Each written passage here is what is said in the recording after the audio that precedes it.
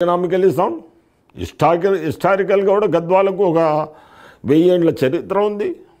తర్వాత గద్వాల సంస్థానం వారు తిరుమల తిరుపతి దేవస్థానానికి విజయనగర డైనెస్టీ తర్వాత అత్యధికంగా ధనం సమకూర్చినవారు. ఫస్ట్ టీటీడీ బోర్డు 1957లో Gadwal king was the board member of the TTD.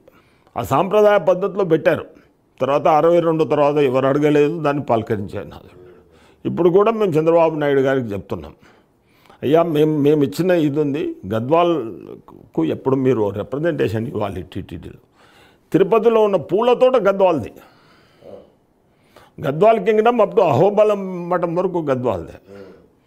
అందరు నవాబులను ఓడించి గద్వాల్లో నైజాముతో కాంప్రమైజ్ వద్దని సోమాజీ కూడా గద్వాల్కి సంబంధించినది. సోమనాద్రి గారి పేరు మీద సోమాజీ కూడా ఉంది.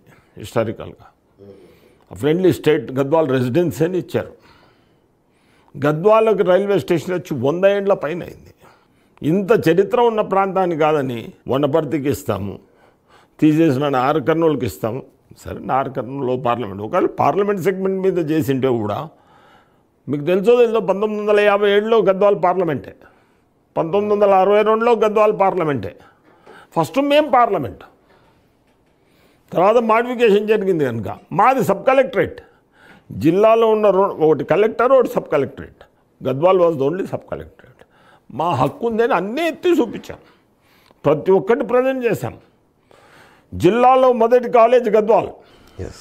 1959లో గద్వాల్ కాలేజ్ని మా నాన్నగారు MALD కాలేజ్, మహారాణి ఆదిలక్ష్మీదేవమ్మ గద్వాల సంస్థానం వాళ్ళు వాళ్ళ ఆస్తిని కాలేజ్ కోసం ఫోర్టునంత డొనేట్ చేస్తే దాంట్లో వాళ్ళకి సంబంధించిన కొన్ని డబ్బులు కర్ణాటకలో ఉంటే కర్ణాటక గవర్నమెంట్ నుంచి డబ్బులు